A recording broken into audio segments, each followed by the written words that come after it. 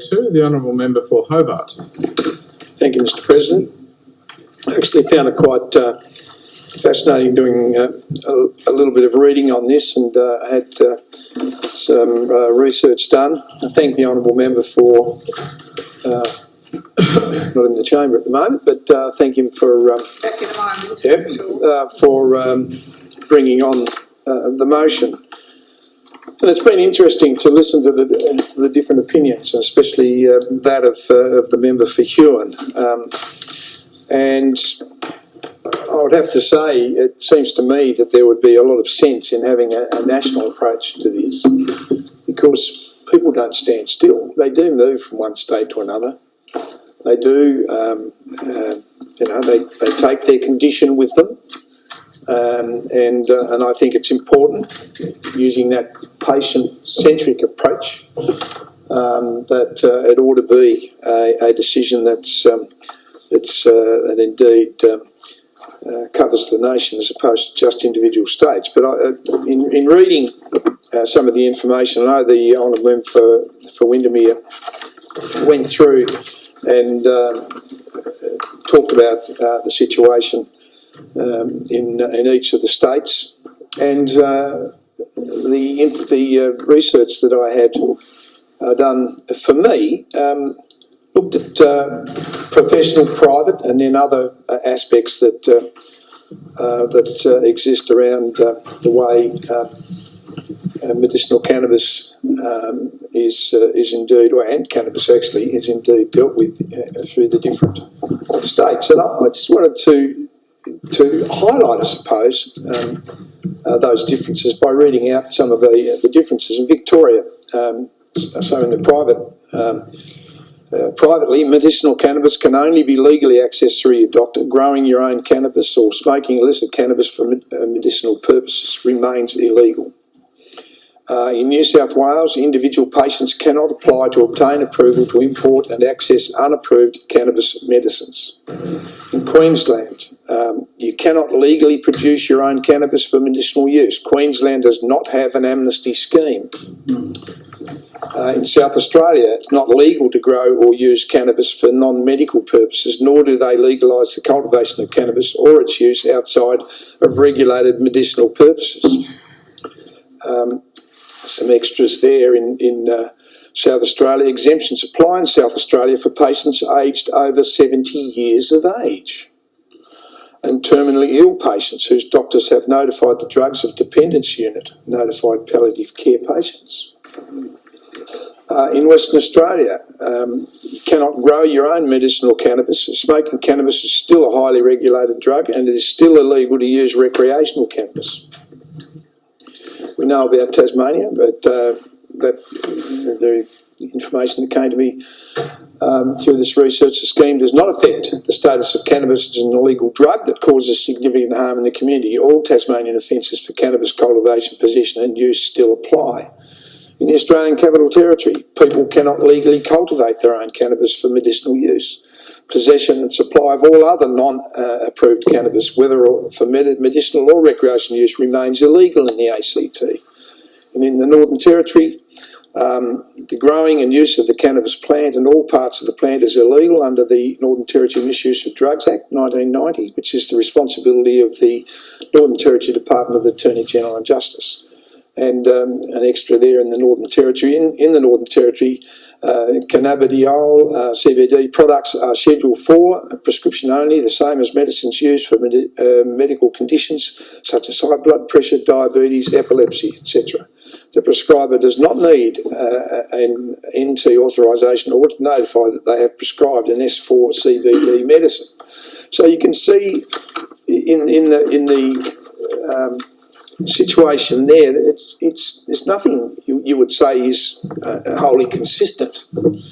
But in doing the research, I was provided with something from a page of the Alcohol and Drug Foundation. Now, I don't always agree with the Alcohol and Drug Foundation and all of their stance on different things, but I thought they dealt with this quite interesting in a significant way, and I'll preface it by saying that the note on their page says the information given on this page is not medical advice and should not be relied on in this way.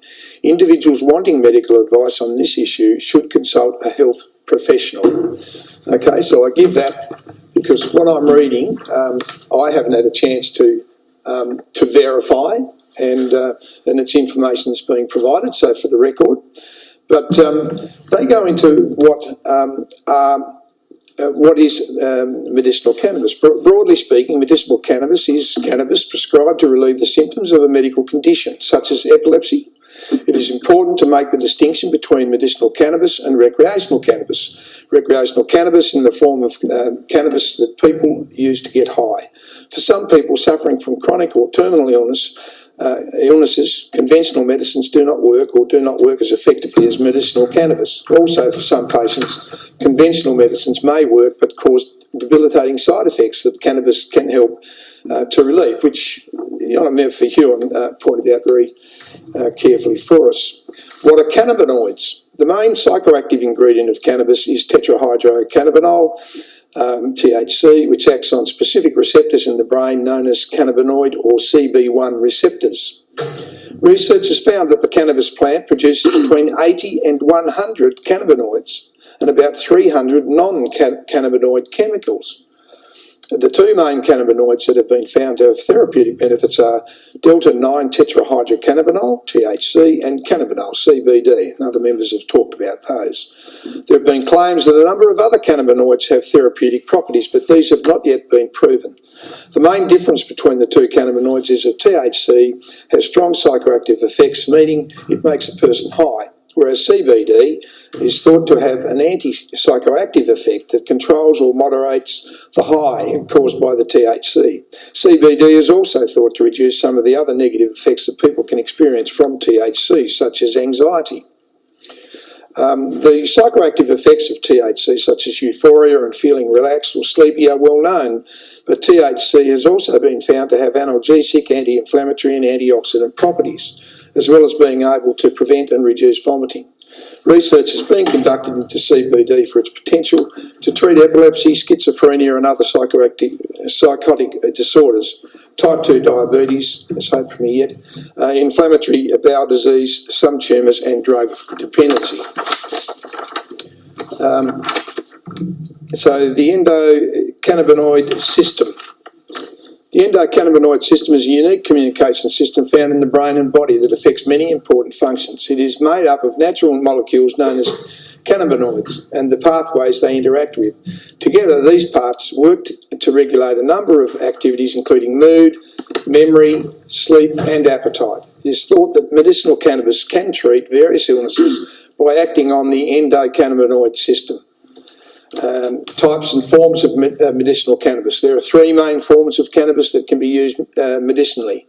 Pharmaceutical cannabis, products that are approved by an organisation such as the Therapeutic Goods Administration Act, including nabiximols, marketed as Sativex, and synthetic cannabinoids such as dronabinol, which they go on to say Sativex, which comes as a nasal or oral spray, has been approved in over 24 countries for treating spasticity due to multiple sclerosis. Controlled and standardised herbal cannabis is another form. Plant products, such as the products produced in the Netherlands. And the third form, unregulated and illegal herbal cannabis, plant products, which contains unknown concentrations of cannabinoids and potentially harmful impurities such as bacteria and mould in the USA only. So it's quite clear to me when I read through those sorts of things how important it is to make sure that whatever patients are taking are properly regulated. I think we would all agree with that. It is so important that the medicines that they're taking, they do know aren't harmful. And who knows, in an environment where people are making money out of a product, be it medicinal cannabis or otherwise, what that product actually has in it, whether or not it has additives that are just there to bulk it out. Who knows what happens in that circumstance? So it's important, really important, that these sorts of products are properly regulated. And it took me, one of the links that was provided to me was to the Notice of Interim Decisions on Proposed Amendments to the Poison Standard, ACMS and Joint ACMS ACCS meetings of June 2020. Now this was included because it's basically the Therapeutic Goods Administration making an interim decision in relation to cannabidiol private application and cannabidiol delegate initiated. And this is what they have come down with in terms of an interim decision. In relation to the proposed amendment in the private scheduling application, made an interim decision not to amend the current poison standard to exclude cannabidiol from scheduling and allow its general sale. So in the interim, it's not allowed to be sold generally, basically.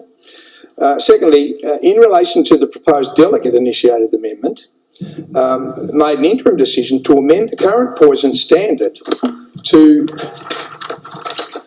down schedule cannabidiol to allow greater access through a Schedule 3 entry in accordance with specified requirements and with additional supply requirements specified in Appendix M to allow it to be provided by a pharmacist. So this decision has basically been made, and it was in June 2020, so just recently. Okay, and the proposed poison standard entry in relation to CBD is as follows, an amended entry. CBD in preparations for therapeutic use where CBD comprises 98% or more of the total cannabinoid content of the preparation, and any cannabinoids other than CBD must be only those naturally found in cannabis and comprise 2% or less of the total CBD content of the preparation. Through Mr. President, CBD refers to a cannabidiol and cannabinoids and that, so there are differences in that. Well, it's cannabidiol. Cannabidiol is CBD, and cannabinol is the THC one. So, according to the information. So when I say CBD, I'm talking about cannabidiol, IOL, to be clear for the record. And so quite clearly, this is something that is moving along, and indeed, as it turns out, it looks like it may be. And I say maybe because we have to wait and see, that it could be become, rather than an interim decision, a major decision, an actual decision in June of 2021. So things are happening in this space. But the important thing about what the member is bringing here is that Tasmania is on board with this. Absolutely. And to make sure that we are taking part in the national conversation to make sure that those people that live in this state, albeit not many of them that perhaps access this or need to access this, and that's hence the reason why the government's happy to help fund them, because it's not going to cost them an arm and a leg, whereas it might in some other states. It's important that we try and get a national approach, I think, my personal. Absolutely. And so I thank the member for bringing it on. I do appreciate the need, and that you can only try and imagine what it's like for a parent, especially, or anyone, and that adults as well, that may have need for these products, but particularly with children that may well be suffering, and it just, you can only imagine what it would be like for a parent to have to, be knowing that this particular product can assist, and can make such a difference to them, but they simply can't get it, or it's not allowed to be sold to them. So I do, or prescribed. So I do support the motion.